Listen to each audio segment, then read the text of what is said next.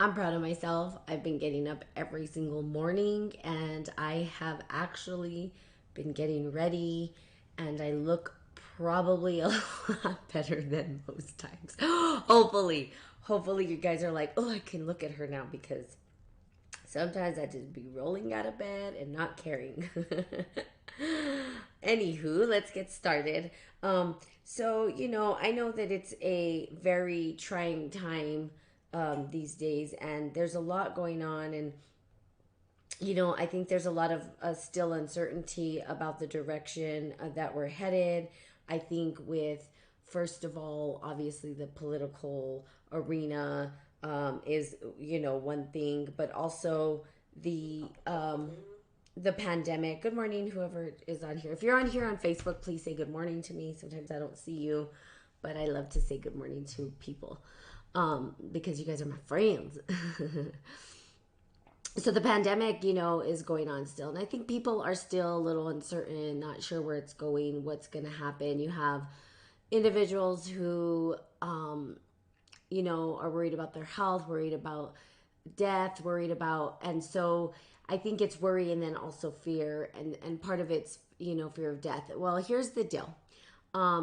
I in my class in my master's program that we're doing right now is the emotion that we're dealing with is fear, and we had a really good discussion last night with the students about we had our virtual class, and some the students are from around the United States, and we talked about fear a lot. And the fear was like, people were saying, well, I don't know if it's fear that I'm making up or what is truly fear. When we think about, when we think of ourselves as primates, if we thought of ourselves as animals, okay, and there's obviously a distinction between the two, but just for mere understanding of what I'm about to say, let's just say that we were like animals, right? And that we were living in the jungle and we weren't protected by our homes or by the fact that we have intellectual capacity and consciousness to guide us in sort of a different direction than maybe um, a snake and a raccoon or something like that, if they came head on. I don't even know who would win, to be honest with you, because raccoons are crazy. um, but let's just say that we're an animal, we're an antelope perhaps, and there's lion, and or there's a big cat and we know that the cat is going to eat us. We end up with this biological response system, and the biological response system is what? It's fight, flight, or freeze. And we have this built into us biologically because of the circumstances and conditions that we started from. So if we looked back historically, we had to be in that understanding of fight, flight, or freeze. Because why? Because of survival for the species, right? And so if we didn't, then we would get killed. And I was watching these, they were like dragon. What do I want to call them? I was watching like The World or something like that, and Discovery of the World, and there was these snakes, and you had these kimono dragons. I think they were like what are they? I can't. They're reptilians. Anyway, they were hatching, and they had to either run away or they had to freeze and wait for the snakes not to see them because they kind of blended in, and then get their chance to run to safety. And by the time that they got to safety, right, they either lived or they died because the snakes either got them or they didn't get them. And that was their life. That was the way that these dragons lived. And so basically, what I'm saying is that sometimes we have that built response to fight, flight, or freeze. Now, we're in a day and age where this fight, flight, freeze response is psychological. And I talked about it from the psychological perspective last night because I'll just tell you, my greatest fear was always Freddy Krueger. And that is not a tangible thing, right? Freddy Krueger is a psychological thing. It's something that's in the brain. It's not like Freddy Krueger is going to happen here on Earth, and it's not like he's going to kill me in my dreams. Although it felt like he was. But it becomes this psychological fear. So we started talking about the different elements of fear. Well, there could be that biological fear that we may get attacked and die, or there's that fear that's psychological that lives in the subconscious mind, that sort of maybe slaying that darker shadow side of our psyche. And we started talking about like scary movies and the response. But there was a couple of individuals who had snakes showing up in their life, and they were afraid that they might maybe get attacked, or there was startle and surprise and like, whoa, maybe this is gonna kill me. Or if a wasp is around, I say wasp because that happened to me, where there's a wasp fighting for my food. And wasps can be pretty, they can be pretty aggressive. But it's that, like, I don't want to hurt, I don't want to be in pain, I don't want to die, I don't want to have this mental anguish. And so we look at fear from all these different perspectives. So why am I speaking about this? Well, I think right now that we're in this state of fear where it's a lot of it is psychological fear that's being embedded in our subconscious mind and in our minds, and we're being programmed to live through fear rather than through love. And if you turned on social media platforms, if you turn on the news, if you turn on all these things, the programming or the underlying intention of the programming is fear-based. It's not there to make you feel warm and cozy, and definitely will steer your mind in either direction. But I can tell when somebody's sort of watching the news or all this stuff. Now, I'm not saying don't be informed, and it's up to you. If you want to, watch the news and you're okay with how you, that's up to you. I'm just merely suggesting that they do not. They're not there to make you feel warm and cozy. They're not talking about puppies and families coming together, eating around the dinner table and uniting. They're not talking about, the warm, fuzzy things that make us feel all good inside. They're typically talking about everybody who's dying and all this, and there's riots, and so it's a programming of fear. Now, is it real? Sure, people die. That's part of life, and the fear of death is very real for a lot of people. So why the fear though? What's the fear about with death? Well, time, right? Time is the only thing that we have. And so for me, from my perspective, I see it as a time. Like, we have time on this planet. We were gifted time. God gave us time, right? That's what God gave us. God said, look, here's some time. And in this time, you're going to have this space, and in this space you're going to have eyeballs, and in the space with your eyeballs you're going to be able to see things. And also, I'm going to give you this body, and this body is going to be able to touch and to taste and to smell and to have a brain to think. Okay, so let's just put it in that. Good morning, Nathan. So God said, here you go, I'm going to give you this. And really, the one miracle and gift that we have is time. Time. Time is critical. Now, good morning, Betty. Why time? Time because if you guys know how to get more time, like if you guys know how to rewind time or go back in time, and how to reverse the clocks of time, and how to give yourself more time, please let me know. I mean, I understand how to organize my day so that I maximize the time that I have. Now, time is a construct of man. I will say that. It is a construct of man. But nevertheless, we experience it, and the concept of time came into play because we're experiencing a certain amount of time in this body. And that's the best word we can use, is time, because our body sort of goes away. Now, does our spirit go away? No. Does perhaps, like these videos that I make, they go on forever? Like, they can go on forever in cyberspace. We don't know where they go. People can go back and look at pictures and have memories and all that stuff. But the actual you that is a trillion cells that makes up uniquely you is never going to happen again in that particular form.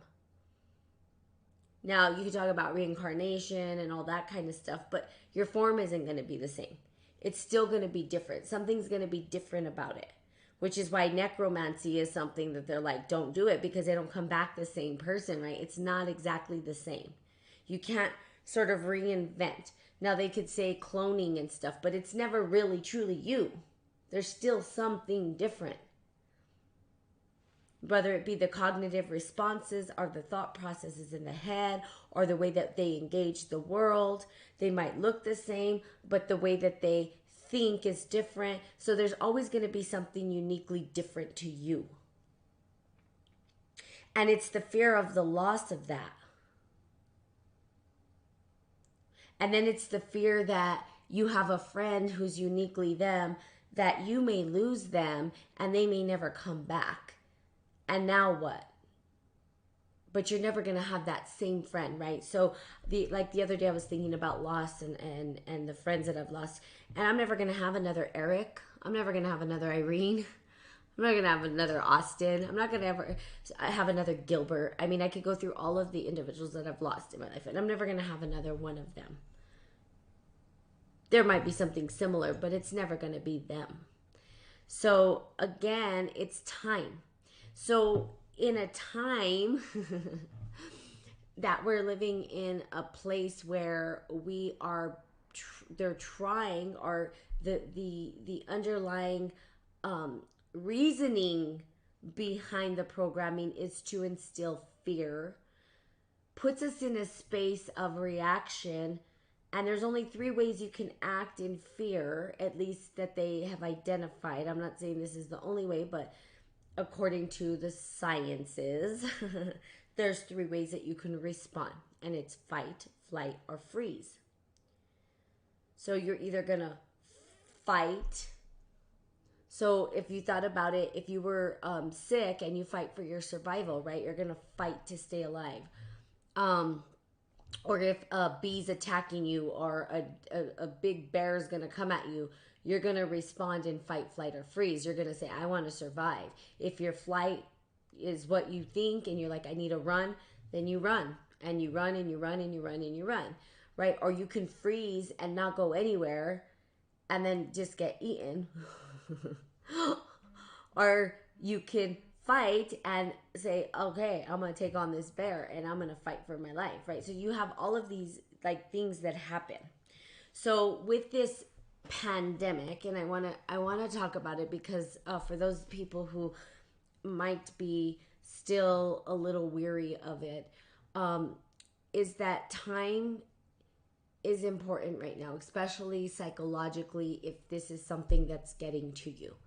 If the pandemic and the people that you see, or you're watching deaths happen, and you can be immobilized by the fear and not do anything, or you can actually fight and say, you know what, no, I know that I have limited time. Or you can what? Freeze, fight, flight. You could move. You could move to a whole nother country or another place where everything might be operating a little bit differently than where you live. But those are your responses. Now remember, it's a psychological thing, because right now, you're alive. And right now, you still have the gift of time.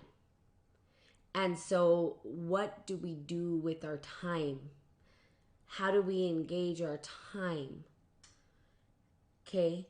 Why time? Because the animals sang the song, time is on my side. I know. Time is on our side. Yes, it is. And it is. I'll say this. I love Alice Through the Looking Glass, Betty, because Alice Through the Looking Glass, so the entire movie's about time. And she says a quote that I always was like, wow. She said, time gives before it takes. Time is a good, in this case, time was a man, but he's good. Time is good. Time is generous because time gives before it takes. Here's the deal. How are we spending the time that we're given? And I think that that's probably a more appropriate question during these times than looking at how much time do I have left or who's going to die next or who. It's like, how am I spending my time? What am I spending my time on? Am I telling people that I love them? Am I enjoying the connection with the people around me? Am I spending time on things that I enjoy? Or am I spending my mental time? Now remember, a lot of this is mental. Now I'm not saying people aren't passing away, but the mental piece of it we can sort of control. Well, I'm alive today. I'm feeling great. So I have another day. So I can spend my time doing things that I love, or I can spend my time focusing on things that I don't have control over and live in fear.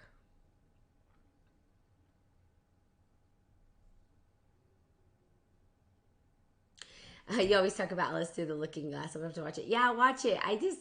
I like that.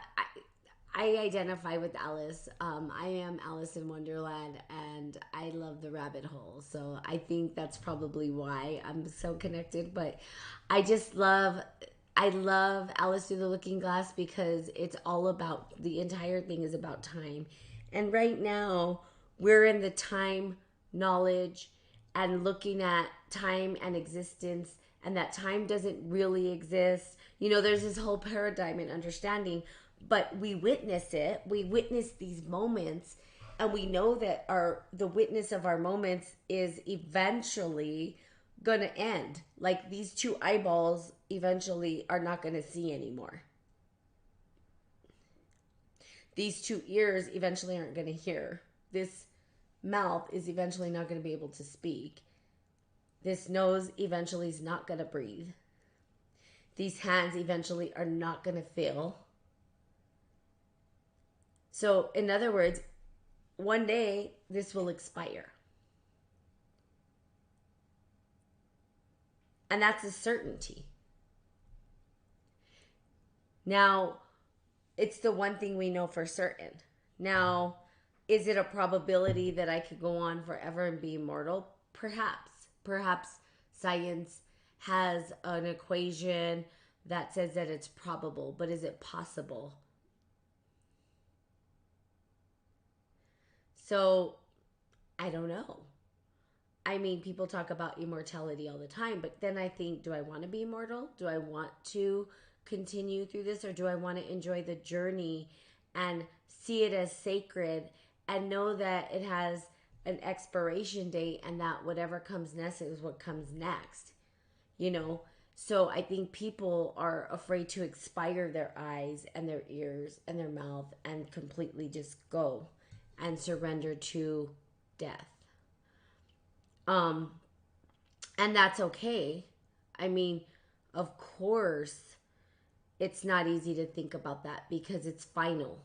It's like being in a bad relationship that you have to cut off, and that final cut is sometimes hard, even though you may be in a circumstance that's toxic for you. The finality of stuff is scary for people too, because that means that that's that and that is that. There's no going back. Although people could go back, right? Why would you want to if it's a terrible thing? But people can, right? They can. But it's so looking at it from that perspective. And that's why I like Alice Through the Looking Glass, because it talks about time, and it's really, what are we doing with our time? Like, really, truly, honestly, like, just really think about it, or don't. It's totally up to you, but just think, how am I spending my time? What are the activities that I'm filling my time with? Who are the people that are around me that I'm spending time with?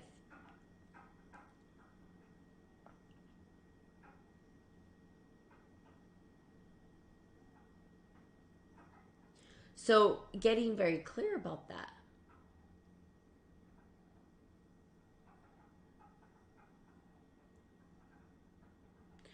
And when we start to understand the fear and that we have this response system to fear, we can then ask ourselves, is this psychological fear? And if it is, why am I allowing myself to be frozen or in this immobilized in this fear? What actions can I take to sort of help my mental capacity move in a direction that's going to serve me, that's going to help me, that's going to drive me into something that is meaningful, or to actually move in the direction of utilizing my time that feels like it's supportive of my well-being? And those are things that you can ask yourself or not. It's, again, it's totally up to you. It's your time. I know what I'm doing with my time. Whatever you do with your time is obviously your prerogative. But don't you want to do something with your time that has meaning? Don't you want to spend time with the people that you love? I would think most people would say yes. I don't think people would say no, I don't. I want to be spending my time being miserable and unhappy. I don't think people say that. Perhaps they could, but I highly, highly doubt that that's the case. I think most people want to experience the harmony and joy and excitement and love and compassion with individuals. And I would say that that's probably mostly what people want to experience. So, what next? I would say this, and I'm talking about this because I have people in my life that, I get a little bit concerned. I'm like, how are they doing? Are they are they focusing a little bit too much on the psychological fear rather than redirecting that energy into appreciating the time that we've been given? We were never promised time. The fact that we exist in this body is a miracle in itself. We could have been a dog. We could have been the fact that we had any, I think about all the years that I've lived, and the fact that I've had that many years is a miracle. It's a blessing. We were never promised to be human. There's so many other creatures we could have been, and yet we were gifted a human vessel, it's a miracle. And they can't take that away from us, right? Good morning, Danny. They can't take that away from us, right? The fact that we have a human body is a miracle in itself. And then the fact that this human body holds the power of consciousness.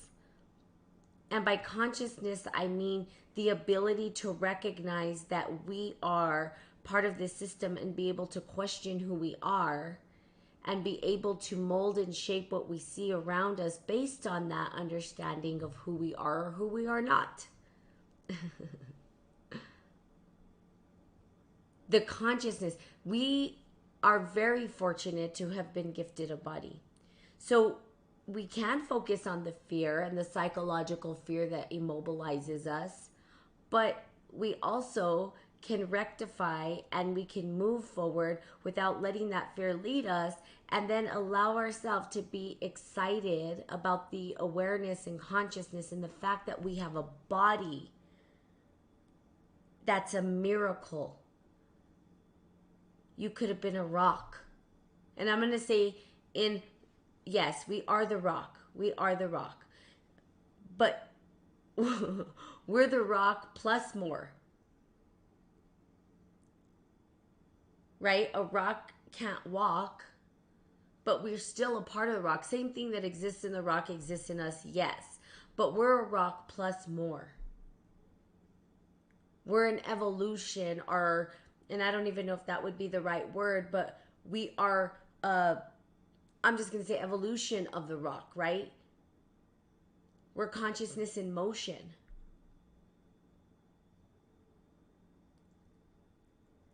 We get to participate and co-create. That's powerful. So it's like, why not just focus on that completely?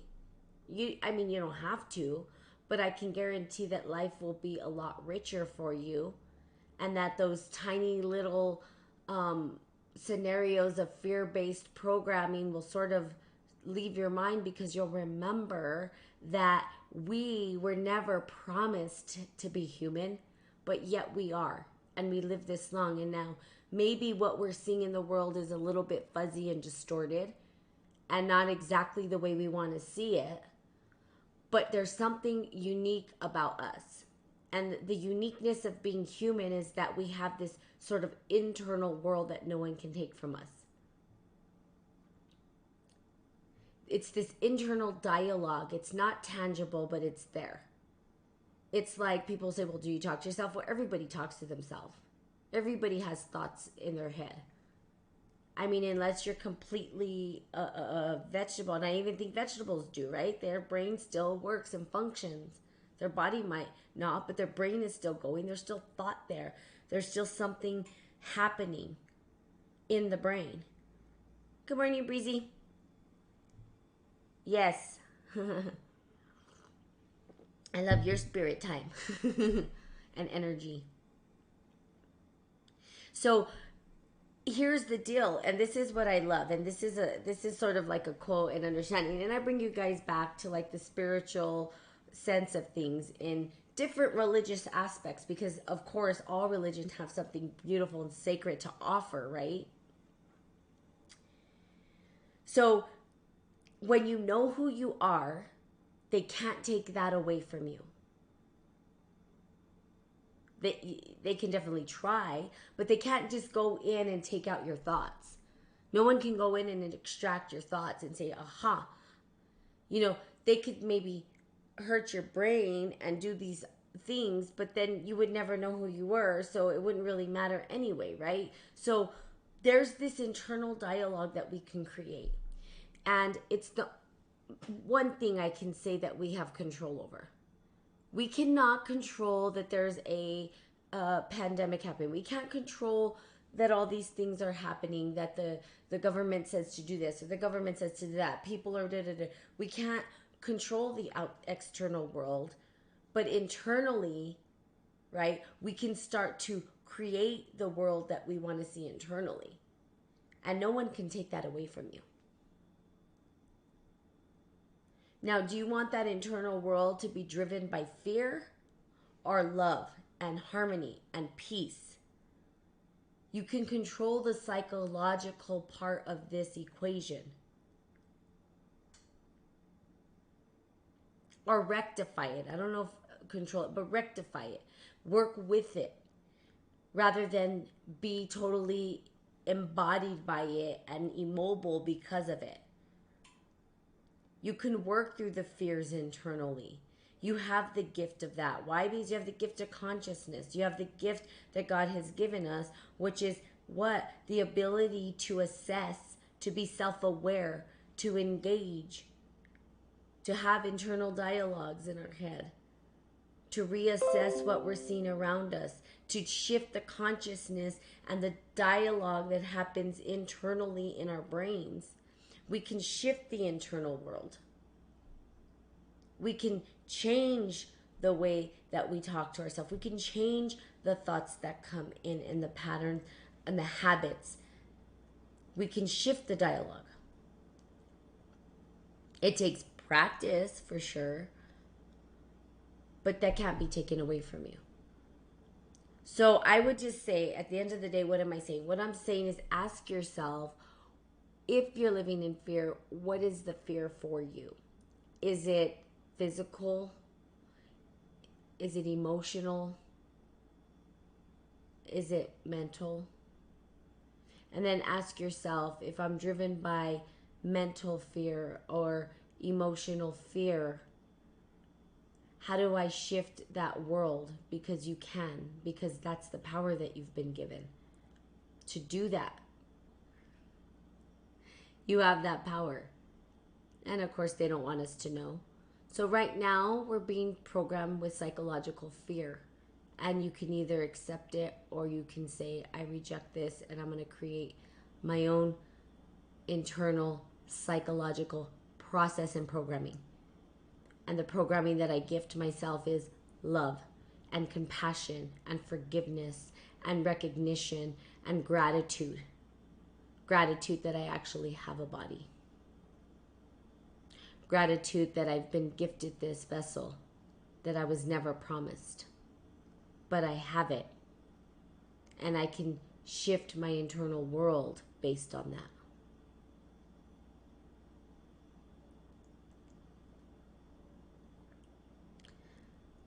Okay. So I hope this helps because, again, fear is something that we've been talking about in our class. And I like to talk about the shadow emotions that some people don't talk about. But you guys have the power. You guys are powerful. It exists within you. You have it all. Just don't forget that. If you do, it's fine. But your power is bigger than you understand, bigger than I understand.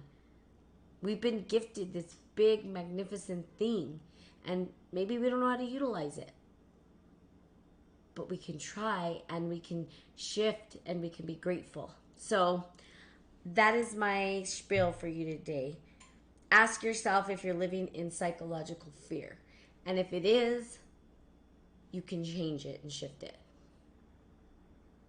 You can shift the way that you engage things. Okay? So I hope this was helpful. But remember, you are powerful. You are enough. You matter. I love you guys. This coffee's really good. And so there you have it. And so I'm glad, Breezy, you're on here. You know, some people get the message. Some people, you know, I just go with it. And whoever gets the message supposed to get the message. And so I'm just honored to be able to give back to humanity the way that I know how. I'm also trying to see if I can get some of my classmates to come on here, and perhaps my professors to come on here to, you know, do a little chit chat about emotional intelligence and paradigms of consciousness and all of those things, and interview them. I think it would be amazing to have them come on and talk from their perspectives because, you know, I'm only one tiny little person. There's a whole bunch of different perspectives on life, and that's what paints the world in rainbows and beauty. And that's what I want to see, is everybody's rainbows just painting the earth with their beautiful rainbows of joy. Okay, so there you go. I love you guys. Have the most fantastic, fabulous, funky, freaky, phenomenal, fun Friday. Have a beautiful, blessed, prosperous day. I love your lives, girl. I do appreciate your time. That would be great to do interviews. Yes. And anybody who wants to come on here, if you want to come on here and you have something to say, you can come on here too. Just shoot me a message. I'm always available. I love to chat to people, especially people that are engaged. Are like, hey, Natalie, you know, and I'm like, come on. We all get to come. Everybody has something unique to say. So I got very excited all of a sudden. So there you have it. So I love you guys. I will see you Monday. Bye-bye.